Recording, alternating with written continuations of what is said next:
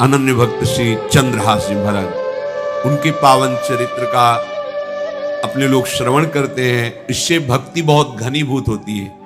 केरल देश में एक परम मेधावी सुधार्मिक नाम के राजा राज्य करते थे। धर्म पूर्वक चलना, प्रजा का पालन करना और भगवान नाम जप करना, शास्त्र विधि से बिल्कुल कभी प्रतिकूल एक भी आचरण जीवन में नहीं किया। तो उनके यहां महाभागवत चंद्रहास जी का प्रादुर्भाव होता है। भगवान के भक्तों का जिस कुल में प्रादुर्भाव होता है, वो कुल, वो ग्राम, वो नगर, वो देश परम पूजनीय हो जाता है। ये महाभाग्यशाली मूल नक्षत्र में प्रकट हुए। लौकिक में अमंगल माना जाता है और भाव में देखो तो मूल कौन है? नक्षत्र भगवान। ऊर्ध्वमूल मधा शाखा सत्यम प्राहुरव्यम। सबके मूल कौन है? श्री भगवान। किस नक्षत्र में पैदा हुए? मूल में, भगवत स्वरूप। और लोक में माना जाता है कि मूलन में पैदा हुआ है लड़का, अमंगल है, कुछ नष्ट ही होगा, संसार बड़ा विचित्र है। जैसे बालक रोता है ऐसे उनकी आवाज में कृष्ण कृष्ण। आनंद हुआ सुधार्मिक राजा को कि हमारे कोई महाभागवत पधारा है, क्योंकि ये भजन करके पूर्व जन्म में ऐसी भागवती की स्थिति प्राप्त की कि अबोध अवस्था में ही श्रीमुख से कृष्ण नाम निकल रहा है। आनंद उत्सव मनाया जा रहा है। राजा है, राजकुमार प्रकट हुआ। और दूसरी बात, वो स्वयं भक्त है और भगवान का ऐसा भक्त जो जन्म लेते ही कृष्ण नाम उच्चारण किया। ये आनंद ज्यादा दिन टिका नहीं। रोज बधाइयां हो रही, आनंद उत्सव मनाए जा रहे। शत्रु पक्ष के राजाओं ने मिलकर कहा यही अवसर है, आक्रमण कर दिया जाए और केरलाधिपति का सब पूरा महल घेर करके कोई एक भी न बचने पावे। शत्रु पक्ष के राजाओं ने घेर लिया। आसपास से राजा और सैनिकों ने घेर लिया। अब वो असावधान थे, आनंद में पुत्र हुआ है, बधाइयां, कोई संभावना ही नहीं थी। गुप्त रूप से शत्रु पक्ष के राजाओं ने आक्रमण करके घेर लिया। अब राजाओं की कई सेनाएं और इनकी असावधानी पूर्वक आनंदमयी वृत्ति में कोई पहले से पता हो तो तैयारी करते, तत्काल आक्रमण को रोकने का प्रयास किया पर असफल रहे। इनके सैनिक भी मारे गए, राजा भी मारे गए, राजमहल को घेर लिया गया, कोई भी एक भी बच के न जाने पावे।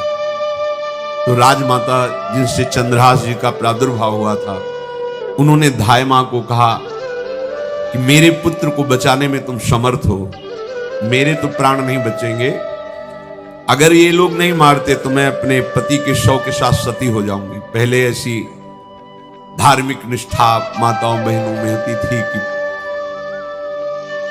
धाय मां ने विचार किया कैसे बचा सकती हूं, आसपास तो सब सैनिक घेरे हुए हैं। तत्काल उसने विचार किया कि अगर हम इनको राजकुमार की तरह ले जाती है तो हमें भी मारा जाएगा और इनको भी मारा जाएगा। देखो कितनी विपत्ति जन्म लेते हैं। कोई प्रश्न कर सकता है कि महाभागवत जिनके घर में प्रकट हो तो वहां धन वैभव सुख संपत्ति बढ़नी चाहिए, यहां तो जन्म से ही जैसे वहां माता पधारी, ये क्या है? तो श्री भगवान स्वयं कह रहे हैं यस्य तुष्टो हम पार्थ वित्तम तस्य हराम्यहम करोमि बंधु विच्छेदम सच कष्टेन जीवति। हे अर्जुन, मैं जिस पर बहुत प्रसन्न होता हूं, आप अपने ऊपर भगवान को बहुत प्रसन्न करना चाहते हैं, बहुत प्रसन्न करने में ये है, देख लो, कह रहे जिस पर मैं बहुत प्रसन्न होता हूं सबसे पहले उसका ऐश्वर्य नष्ट करता हूं। फिर क्या करता हूं? फिर बंधु बांधवों का, फिर क्या करता हूं? असाध्य रोग उसके शरीर में। बोले महाराज जी तुम प्रसन्न हुए हो कि पूरे के पूरे नाराज हो गए हो? बोले यही मेरी प्रसन्नता है। क्या? माया का नाश। अब एकमात्र भरोसा केवल भगवान का, दूसरा कोई नहीं। ये सबको पसंद नहीं आएगा। सब तो उस भगवान की भक्ति चाहते हैं कि अगरबत्ती धूप बत्ती तन मन धन सब तेरा स्वामी, क्या लागे मेरा। पर अंदर से कह रहे सब तन मन धन सब मेरा, क्या लागे तेरा। ऐसे तो चलेगी भक्ति। लेकिन कई बार सत्संग में पीछे धाम में कहा था कि भगवान को रिझाकर लोक मांगोगे तो चैन से रह लोगे, अगर उनसे प्यार करने की बात मन में ठानी, बस मुझे केवल आपकी आंखों में आंखों को मिला करके जीवन व्यतीत करना है, मुझे और कुछ नहीं चाहिए, तो फिर लाडले आपको दुशरिहा का कोई आश्रय रहने नहीं देंगे। ध्यान रखना, जितने दुशरिहा होंगे तो ये बर्दाश्त हो तो कदम आगे बढ़ावे। बहुत प्रसन्न हो जाओ ठाकुर हम पे, तो करे यस्य तुष्टो हम पार्थ वित्तम तस्य हराम में हम करोमि बंधु विच्छेदम सच कष्टेन जीवती। जितनी श्वासें रहेंगी भयंकर कष्ट में उसको व्यतीत करने के लिए दूंगा। ये दंड नहीं है, ये पुरस्कार है। अनंत जन्मों का हिसाब बराबर करके कहीं इसकी वृत्ति मेरे से हट न जाए, ऐसे घेरे में डाल के अखंड चिंतन करवा के सजेति जयति जग उच्चरे। जाको करत श्याम सहाई प्रथम वर्णो कृपा क्रम हो विषय मूल गवाई। कुल कुटुंब बल वित्त हीनो दीन के दुखदाई। आपने को करजुलीन हो आप ही अपनाई। कह रहे हैं अब मैं वर्णन करता हूं श्याम सुंदर जिस पर कृपा करते हैं उस पर कैसा बर्ताव करते हैं। बोले सबसे पहले उसके विषय भोगों का नाश कर देते हैं। फिर दूसरी कृपा कोई परिवार का, कोई मित्र, कोई रिश्ते नातेदार उसकी तरफ देखेगा भी नहीं।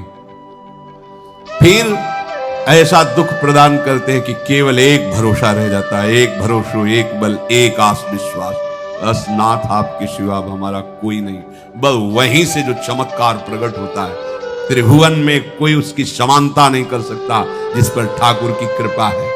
पर इस कृपा को हजम करने के लिए इसीलिए संत संग किया जाता है कि पहले से वो तैयार कर देते हैं। जैसे आर्मी की ट्रेनिंग होती है ना, ट्रेनिंग के बाद भी बॉर्डर में लगाया जाता है, ऐसे ही संतजन ये ट्रेनिंग देते हैं। अब जो टिके तो टिके, नहीं तो घर बैठे जाके।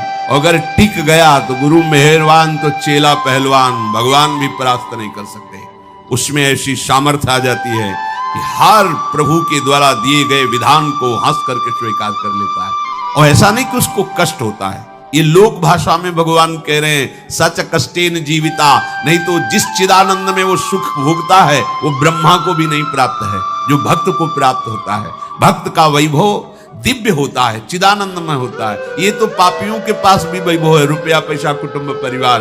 भगवान के दास के पास जो वैभव होता है वो अचिंत्य है, तुम चिंतन भी नहीं कर सकते, ऐसा वैभव होता है।